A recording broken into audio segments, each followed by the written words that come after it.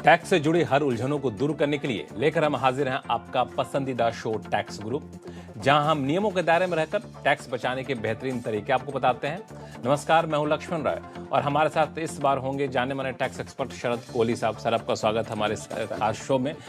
और कई सारी बातें हम लोग इस शो में डिस्कस करेंगे, लेकिन सबसे पहले नजर डालते हैं कि आज के शो में क्या कुछ खास रहने वाला है। डिडक्शन, एग्जम्पशन और रिलीफ को एक समझने की ना करें भूल।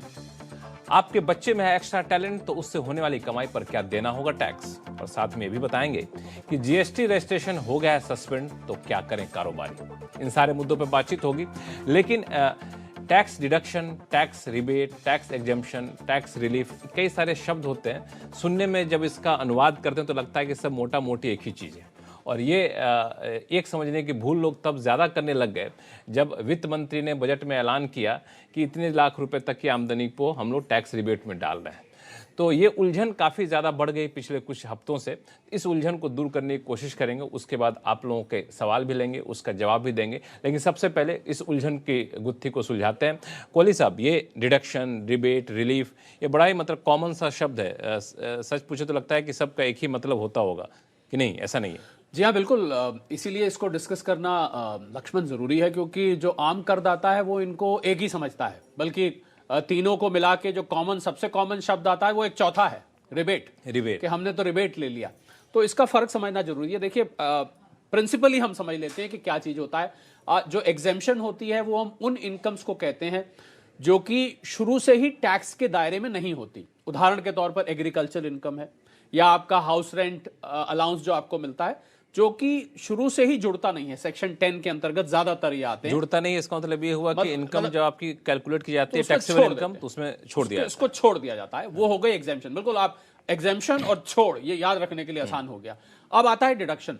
डिडक्शन होता है जो आपकी इनकम में जुड़ता है। इनकम में, ध्यान दीजिएगा, इनकम में जोड़ा जाता है और उसके बाद किसी सेक्शन के अंतर्गत इसको घटा दिया जाता है। उदाहरण, और इसका तो सबसे मशहूर उदाहरण है चैप्टर 6A के जो 80 सेक्शन 80 फैमिली के जो होते हैं, वो सारे इसी के अंतर्गत आते हैं। तो यानी कि पहले जुड़ता है और फिर घटा दिया जाता है। तो डिडक्शन, घटा, मैं पहचान के लिए बता रहा हूं। ये डिडक्शन घटाया जाता है अगर कुछ शर्तों के साथ। कुछ शर्तों के साथ, मतलब आप जैसे सेक्शन 80 में आप निवेश करके घटा रहे हैं, 80D में आप मेडिकल इंश्योरेंस ले रहे हैं वगैरह, या आप 80G में डोनेशन करके घटा रहे हैं, मतलब वो घटाया जाता है। अब आता है रिलीफ। अब रिलीफ क्या है, ये उससे भी आगे है लक्ष्मण। इसमें क्या है कि एग्जेम्प्ट भी नहीं करना है, घटाना भी नहीं है, टैक्स भी कैलकुलेट करना है, पर टैक्स के ऊपर उस सेक्शन के अंतर्गत टैक्स में से एक आपको घटाने को मिल जाएगा, या यूं कहूं कि रिलीफ मिल जाएगा। और उदाहरण इसका है, जैसे एरियर्स मिलते हैं। हमारे पास बहुत सारे सवाल आते हैं, पिछले सालों के एरियर्स मिल गए, क्या इन एरियर्स में से हमको कुछ राहत मिल सकती है? तो सेक्शन 89(1) के अंतर्गत रिलीफ मिलता है आपको। तो ये तीनों का फर्क समझना लक्ष्मण बहुत जरूरी है। एक आपने बात कही रिबेट, और दूसरी बात कि अगर इस फर्क को ना समझे, गलती से लोग एक समझने की भूल कर दें, तो नुकसान क्या होगा? नुकसान हमने तो रिबेट पहले मैंने होते देखा है। और क्या देखा है कि कुछ लोगों ने क्या किया, डिडक्शन को रिलीफ समझ लिया। अब डिडक्शन को जब रिलीफ समझा तो उन्होंने क्या किया कि जो उनको डिडक्शन मिलनी थी 80C की, 80D की, या किसी भी कैटेगरी की, उसको उन्होंने टैक्स में से घटा दिया। या आपने एग्जेम्पशन को डिडक्शन समझ लिया, डिडक्शन को एग्जेम्पशन। तो उससे क्या होगा, अगर आपको फर्क नहीं पता होगा, आपको देखिए लक्ष्मण, ये तो पता है ना, तीनों ही राहत दे रहे हैं। तीनों को अगर मैं एक शब्द में कहूं तो राहत, तो वो राहत उनको लग रहा है कि राहत मिल रही है, कहीं ना कहीं इसको ले लो, बस वो कहीं ना कहीं वाला गड़बड़ हो जाता है। इसलिए फर्क समझना जरूरी है। रिबेट को आप समझाना चाह रहे थे? रिबेट तो मैं ये कह रहा था कि रिबेट जो आम टैक्स पेयर है, इन तीनों को ही रिबेट कह देता है। हमारे पास जो ज्यादातर सवाल आते हैं वो रिबेट से ही स्टार्ट करते हैं अपनी बात को, जबकि ऐसा होता नहीं। ऐसा रिबेट नाम की कोई चीज नहीं है। या रिलीफ है, या डिडक्शन है, या एग्जेम्पशन है। तो बिल्कुल आप इस तीनों को एक समझने की भूल ना करें, खास तौर से तब जब आप टैक्स पेयर्स हो और आप अपने टैक्स की देनदारी को कैलकुलेट कर रहे हैं। चलिए अब शुरू करते हैं सवाल जवाब का सिलसिला। सबसे पहले चलते हैं नागपुर, जहां से नरेश तालवेकर जी हमारे साथ फोन लाइन पर जुड़ चुके हैं। नरेश जी नमस्कार, कैसे हैं आप? नमस्कार लक्ष्मण जी, बढ़िया हूँ, आप कैसे हैं? मैं बहुत बढ़िया हूँ, थैंक यू सो मच हमारे शो में जुड़ने के लिए। बताएं क्या उलझन है आपकी? मेरी ये उलझन है कि मुझे बैंक ऑफर में मुझे पर्सनल लोन का मुझे ऑफर मिला था। ठीक है, मैंने उसको एक्सेप्ट कर लिया। जो पूरा अमाउंट है मैंने ट्रांसफर कर दिया डिमेट अकाउंट में। अच्छा। और उसमें ट्रेडिंग करता हूँ, शॉर्ट टर्म और लॉन्ग टर्म। ठीक है। मेरा यही एक प्रोफेशन है, मेरा अदर कोई इनकम सोर्स नहीं है। तो मैं ये जानना चाहता हूँ कि हम एटीसी के अंतर्गत जो मैं ईएमआई पेड करता हूँ तो उसको प्रिंसिपल अमाउंट और जो इंटरेस्ट पेड करता हूँ, क्या मैं उसको क्लेम कर सकता हूँ डिडक्शन के लिए? कोहली साहब, नरेश जी बहुत अच्छा सवाल है। देखिए जो लोग ट्रेडिंग कर रहे हैं नरेश जी, वहां पर जो आपने लोन लेके ये ट्रेडिंग कर रहे हैं, जो आपने पैसा लगाया हुआ है, जो धन लगाया हुआ है, उसका इंटरेस्ट आप क्लेम कर सकते हैं। पर यही लक्ष्मण, अगर ये इन्वेस्ट करने के लिए इन्होंने लिया होता, मान लीजिए ये लॉन्ग टर्म या शॉर्ट टर्म इन्वेस्ट कर रहे हैं, ट्रेडर नहीं होते, तो फिर ये नहीं मिलता, क्योंकि ये ट्रेडिंग कर रहे हैं तो एक प्रकार का बिजनेस हो गया। तो बिजनेस के लिए जब आप लोन लेते हैं तो उस लोन का आपको इंटरेस्ट का डिडक्शन बाकायदा मिल जाता है। तो प्रिंसिपल का नरेश जी नहीं मिलेगा, इंटरेस्ट का आपको मिल जाए। लेकिन मेरा एक सवाल ये है कि क्या हम लोन लेकर के ट्रेडिंग करना अलाउ है? कि कई बार ऐसा, जैसे कि कई लोन में कहा जाता है कि आप इसको स्पेकुलेटिव बिजनेस में नहीं लगाएंगे, इस तरह की शर्तें रहती हैं। नहीं, ऐसा कुछ नहीं है लक्ष्मण। हाँ, आपने हाउसिंग लोन लिया है और आप उसको लगा रहे हैं, वैसे नॉर्मली जो लोन का देने वाला है वो इस चीज से दखल नहीं देता है कि आप उसको किस लिए लगा रहे हैं। ये वैसे एक सैद्धांतिक रूप से कहा जाता है। मुझे लग रहा है आप कुछ मॉरल प्रिंसिपल्स में चले गए। ये बात सच है कि उधार लेके और निवेश नहीं करना चाहिए, ये एक सैद्धांतिक प्रिंसिपल है, पर कानूनी तौर पे ऐसी कोई रोक टोक ज्यादा नहीं होती है। तो चलिए, तो आप ब्याज पर रिडक्शन ले सकते हैं क्योंकि आप इससे ट्रेडिंग कर रहे हैं, यही आपका बिजनेस है। तो नरेश जी, उम्मीद करता हूँ कि सारे सवालों का जवाब मिल गया होगा। अब चलते हैं पंजाब, जहां से पटियाला से जीवन कुमार जी हमारे साथ फोन लाइन पर जुड़ चुके हैं। जीवन जी नमस्कार। हाँ जी सर, नमस्कार जी। जी बताएं। हाँ जी सर, मेरा क्वेश्चन ये था, एक जैसे मेरे मदर हैं, सीनियर सिटीजन है, उनकी pension plus bank interest FD से इनकम है जो 6.5 लाख के करीब है। ठीक है। एंड एग्रीकल्चर इनकम है उनकी 4 लाख 4.5 लाख। ठीक है। जो न्यू टैक्स रजाइम है अगले साल के लिए, जहाँ पे 7 लाख तक इनकम का नील किया गया है ना, अदर इनकम प्लस पेंशन का, और एग्रीकल्चर को अगर क्लब करते हैं तो ये टैक्सेबल होगी या कैसे होगा इसका? अभी हम लोग चर्चा कर ही रहे थे कि वही जो रिबेट और इसमें कंफ्यूजन इनको भी है, जो 7 लाख एग्जेम्पशन की बात कर रहे हैं। देखिए, एग्जेम्पशन आ गई है क्योंकि एग्रीकल्चर है। जी हाँ जीवन जी, जब एग्रीकल्चर इनकम साथ में होती है तो लक्ष्मण, इसमें एक फॉर्मूला, एक कॉन्सेप्ट है आयकर में, उसको बोलते हैं पार्शियल इंटीग्रेशन। पार्शियल इंटीग्रेशन का मतलब है कि एग्रीकल्चर, कृषि से जो इनकम है वो बेसिकली एग्जेम्प्ट है, पर उसको रेट पर्पसेस के लिए इंक्लूड किया जाता है। तो इसका एक फॉर्मूला है जीवन जी, आपको मैं बता देता हूं कि पहले आप एग्रीकल्चर इनकम में जो उनकी दूसरी इनकम है, मैं 6 लाख आपने बताया, मैं नोट कर रहा था, 6 लाख और 4 लाख को आप जोड़ दें, उस पर टैक्स निकाल लें। उसके बाद आप जो एग्रीकल्चर इनकम है उसमें आप बेसिक एग्जेम्पशन स्लैब जोड़ दें, उस पर टैक्स निकाल लें। पहले वाले टैक्स को दूसरे वाले टैक्स में से आप घटा दें, और घटा के, मैं जो कैलकुलेशन आपकी नोट कर रहा था, तो अगर 6 लाख में लेते हैं तो करीब 49,400 के आसपास इनका टैक्स निकल के आता है। तो जीवन जी, आप उनकी इस तरीके से, ये लक्ष्मण पंजाब से थे और इनका कुछ एक्सेंट मुझे पंजाबी लग रहा था, मैं उम्मीद करता जीवन जी तो अनुसारा समझ आ गया होगा। जीवन जी, समझ में आ गई बात? थोड़ा क्लियर नहीं हुआ इसमें, जो 7 लाख की एग्जम्पशन है वो विदाउट एग्रीकल्चर है, फिर वो एग्रीकल्चर क्लब होगी इसमें? हाँ बिल्कुल, उसमें क्लब होगी, मतलब एग्रीकल्चर टैक्सेबल बन गई जी। हाँ, जो जीवन जी जो कैलकुलेशन करेंगे आप, मैं आपको फिर से बता देता हूँ, जो आपकी जो एक्चुअल इनकम है उसमें आप एग्रीकल्चर जोड़ेंगे, फिर उसके बाद जो बेसिक स्लैब, जिस स्लैब में वो फॉल कर रही हैं, उस स्लैब में आप एग्रीकल्चर जोड़ेंगे, दोनों का टैक्स अलग अलग निकाल के रखेंगे, पहले वाले टैक्स में से बाद वाला टैक्स निकालेंगे, तो आपका फाइनल टैक्स पेबल आ जाएगा। चलिए, फिर भी कोई उलझन रह जाए तो आप हमें लिखिएगा tax@moneycontrol.com पर, आपके सवालों को फिर से सुलझाएंगे। लेकिन जितना आसान भाषा में समझाया कोहली साहब ने, उम्मीद करता हूं कि आपकी उलझने दूर हुई हो। तो खैर पंजाबी में समझा दिया आपको। चलिए, अब चलते हैं लखनऊ, जहां से नीलिमा मिश्रा जी का सवाल आया है। दरअसल ईमेल से सवाल भेजा है और ये बता नहीं रहे हैं कि ये अपने ऊपर सवाल लागू है किसी और के ऊपर। खैर, सवाल ये है कि पति से गिफ्ट किए गए धन से यदि पत्नी के नाम FD यानी फिक्स डिपॉजिट की गई है तो उससे जो ब्याज आमदनी होती है, तो क्या ब्याज पर क्लबिंग का नियम लागू नहीं होगा? यानी ऐसी धनराशि पत्नी की मानी जाएगी या फिर नहीं, पति की मानी जाएगी? अब देखिए, ये जो पत्नी को पति से धन मिला है लक्ष्मण, ये 2 तरीके का होता है। एक तो गिफ्ट होता है, इन्होंने जिक्र किया, पर आपको याद होगा कुछ शो पहले हमने एक पिन मनी की बात की थी, जो पति पत्नी को घर खर्च के लिए पैसे देता है या पॉकेट मनी के लिए पैसे देता है। तो अगर तो वो पिन मनी से इकट्ठा किया हुआ है, तब तो उसके पत्नी को जो उस पर इंटरेस्ट मिल रहा है वो टैक्सेबल नहीं होगा। पर अगर ये गिफ्ट मिला है, मतलब गिफ्ट तो अब गिफ्ट होता है, तो अगर गिफ्ट मिला है तो फिर ये सेक्शन 64 में क्लबिंग का नियम लागू हो जाता है। बहुत ही बारीक नियम है, मतलब अगर गिफ्ट मिला है तब तो क्लबिंग का नियम लागू होगा। बिल्कुल, और इसमें ये भी नहीं कि आप पिन मनी के नाम पे गिफ्ट को छुपा के दे रहे हैं, क्योंकि उसमें वर्ड रीजनेबल इस्तेमाल किया गया है। मतलब मान लीजिए मेरा घर का खर्च 50,000 रुपए महीने है और मैं घर के खर्च के नाम पे 2-2 लाख रुपए महीने दे रहा हूं, तो फिर वो उस पर प्रश्न खड़ा हो जाएगा।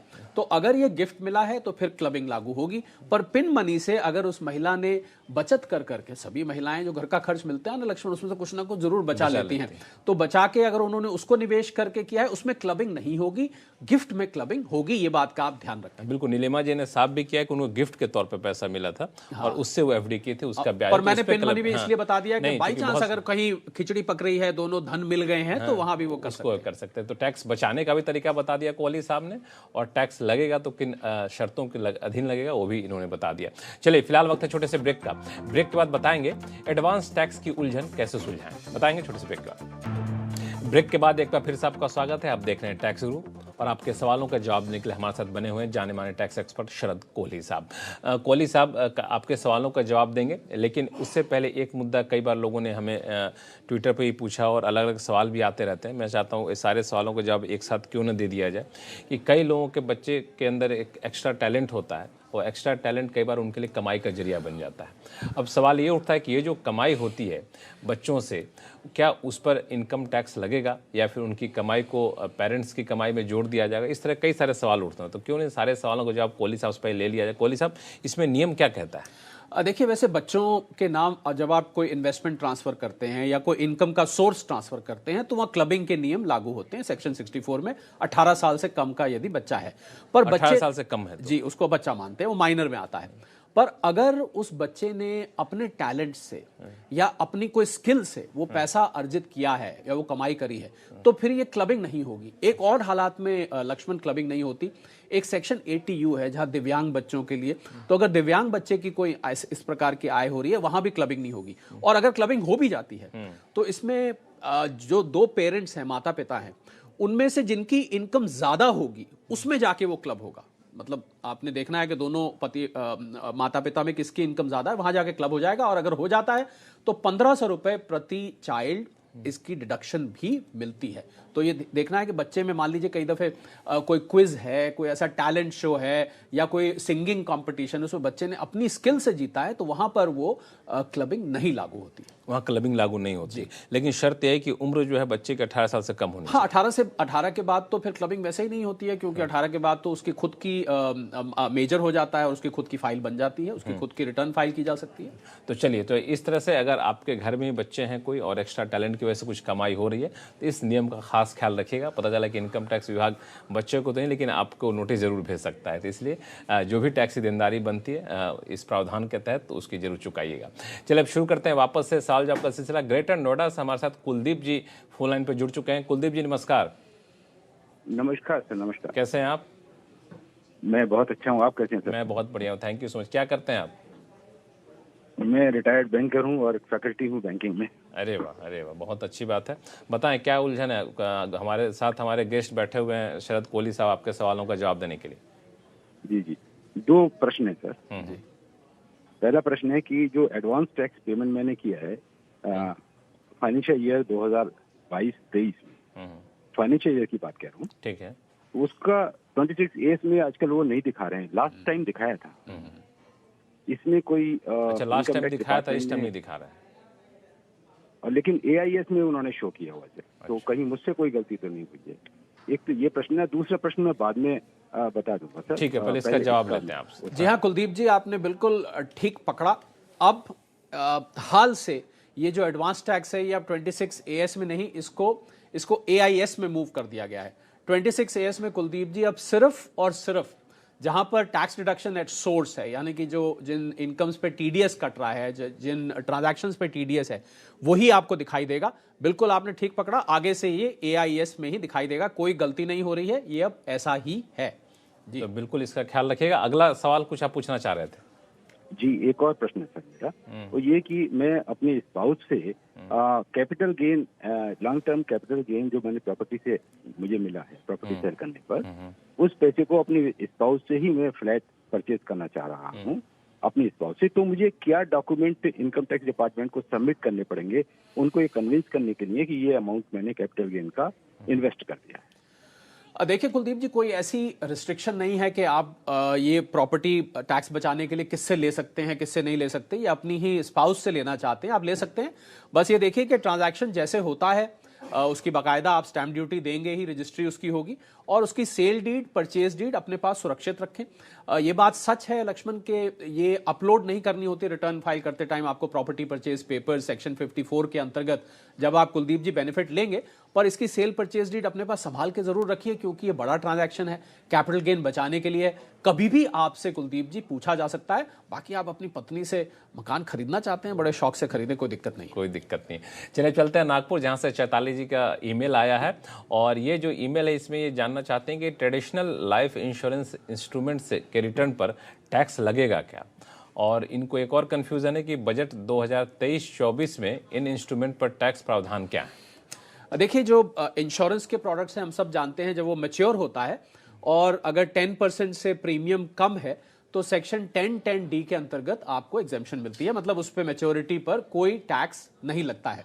और जो नया नियम जो लाया गया है बजट में, जो लाया गया उसके अंतर्गत हम सब जानते हैं, बहुत बहुत चर्चा में भी था कि 5 लाख से ज्यादा अगर प्रीमियम है तो फिर उसके लिए ये जो 10(10)(d) की एग्जेम्पशन है इसको हटा लिया गया है, क्योंकि आप इतने बड़े अगर इंश्योरेंस प्रीमियम दे रहे हैं तो सरकार का मानना है कि आपको टैक्स छूट देने की जरूरत नहीं है, आप तो बड़ा कुछ अफोर्ड कर सकते हैं। तो यही नया प्रोविजन है, इसके अलावा और कोई इंश्योरेंस में चेंज नहीं किया गया।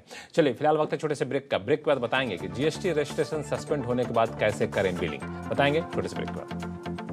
ब्रेक के बाद एक बार फिर से आपका स्वागत है। आप देख रहे हैं टैक्स गुरु, और आपके सवालों का जवाब देने के लिए हमारे साथ हैं जाने माने टैक्स एक्सपर्ट शरद कोहली साहब। कोहली साहब, लोगों के सवाल ने इससे पहले इनकम टैक्स ने एक खास कदम उठाया है। वो कदम उन लोगों के लिए जिन लोगों ने अपने एनुअल रिटर्न में या तो अपनी आमदनी नहीं दिखाई है, छुपा ली है, या फिर कम दिखाई है, तो इनके लिए अब ई वेरिफिकेशन किया जा रहा है। तो मेरा सवाल ये है कि ई वेरिफिकेशन में कौन कौन से लोग आएंगे और इसके लिए क्या करना होगा। देखिए सेक्शन 139(8)(a) जो कुछ बजट पहले सुविधा लाई गई थी अपडेटेड रिटर्न की, कि अगर आपके रिटर्न में भूल से कुछ रह गया है या जानबूझ के कुछ रह गया है तो आपको 1 साल के अंदर आप उसको सुधारना चाहते हैं अपडेटेड रिटर्न करके, तो 25% फालतू टैक्स प्लस इंटरेस्ट जमा करा दीजिए। अगर आप 2 साल 1 साल पार करने के बाद 2 साल उसकी कुल सीमा है तो आप 50% आप उसको जमा कराइए और इंटरेस्ट जमा कराइए और आपकी वो भूल चूक माफ कर दी जाएगी। अब 19-20 वो पहला साल था लक्ष्मण जब ये सुविधा उपलब्ध होनी थी, तो उस पहले साल की अब 31 मार्च 2023 को अवधि पूरी हो रही है। तो डिपार्टमेंट ने करीब 68,000 रिटर्न्स उठाई हैं ई वेरिफिकेशन के लिए, और उन लोगों को यह मौका दिया, उनको नोटिस भी भेजे गए हैं, उन लोगों को यह मौका दिया गया है कि आप 31 मार्च 2023 तक अगर सुधारना है तो आपके पास आखिरी मौका है। जानबूझ के किया है या अपने अनजाने में किया है, 50% जमा कराइए और अपने पाप को धो डालिए, ये अंतिम मौका आपको दिया गया है। खुद समझदार हैं तो इसका फायदा जरूर उठा सकते हैं जो इनकम टैक्स विभाग ने ई वेरिफिकेशन की सुविधा शुरू की है। चलिए बारी है जीएसटी से जुड़े सवाल जवाब की।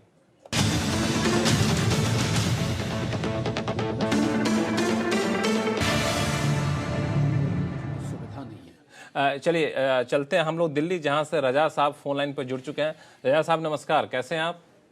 नमस्कार जी, आप कैसे हैं? मैं बहुत बढ़िया हूं, बताएं क्या सवाल है आपके पास? सर क्या है, मेरा रेडीमेड गारमेंट्स का बिजनेस है, तो मेरा जीएसटी रजिस्ट्रेशन जो है वो कैंसिल हो गया है। 2-3 रिटर्न फाइल नहीं की थी उसकी वजह से। ठीक है। अच्छा, तो अब मेरा ये शरद जी से सवाल है कि क्या इसका कोई हल है? शरद जी बैठे हैं तो हल होगा ही होगा। शरद जी कुछ हल है? जी हाँ रजा भाई, पहले तो रिटर्न का जरा ध्यान रखा करें, और हम जानना भी चाहेंगे किसके रेडीमेड गारमेंट से सप्लाई करते हैं। रजा भाई, पहले ये दिक्कत थी जरूर, जो लोग रिटर्न नहीं फाइल करते थे उनका रजिस्ट्रेशन सस्पेंड हो जाता था, अब भी होता है, पर अब एक सिस्टम में सुविधा लाई गई है कि आप इसको अपने रिटर्न्स को फाइल करें और रिटर्न्स फाइल करके अपने पोर्टल पे जाके आप बताएं कि मैंने अपडेट कर दी है, और आपका जीएसटी रजिस्ट्रेशन रजिस्ट्रिंग जिसको बोलते हैं वो रिस्टोर कर दिया जाएगा। तो कोई चिंता की बात नहीं है। जो फीस लगेगी आपको पता है 25 रुपए लगती है, मैक्सिमम 10,000 तक है, वो तो लगेगी लेट फी की, पर कम से कम आपका रजिस्ट्रेशन वापस आ जाएगा, तो इसको आप जरूर अवेल करें। बिल्कुल कोई टेंशन लेने की जरूरत नहीं है, लेकिन हाँ रिटर्न फाइल करने में थोड़ा सा ध्यान रखिए तो अच्छा रहेगा, ये सब दिक्कतें आगे चलकर नहीं आएंगी। कोहली साहब आपका बहुत बहुत शुक्रिया सभी सवालों का जवाब देने के लिए, और दर्शकों से यही कहूँगा कि उनके पास कोई भी सवाल हो, चाहे इनकम टैक्स से जुड़ा हुआ हो या फिर GST से, आप हमें लिख भेजिए tax@moneycontrol.com। जी हाँ, tax@moneycontrol.com पर। आज जब अपना सवाल भेजें तो अपना नाम और मोबाइल नंबर लिखना ना भूलें, ताकि ऐसे ही हम आपसे सीधा अपने गेस्ट से कनेक्ट करा सकें। आपके मन में जो भी सवाल हो वो सारे सवाल आप पूछेंगे तो आपका सटीक जवाब आसान भाषा में आपको मिलेगा, जो कहीं और देखने को नहीं मिलता है। फिलहाल के लिए नमस्कार, देखते रहिए सी न्यूज़ की आवाज़।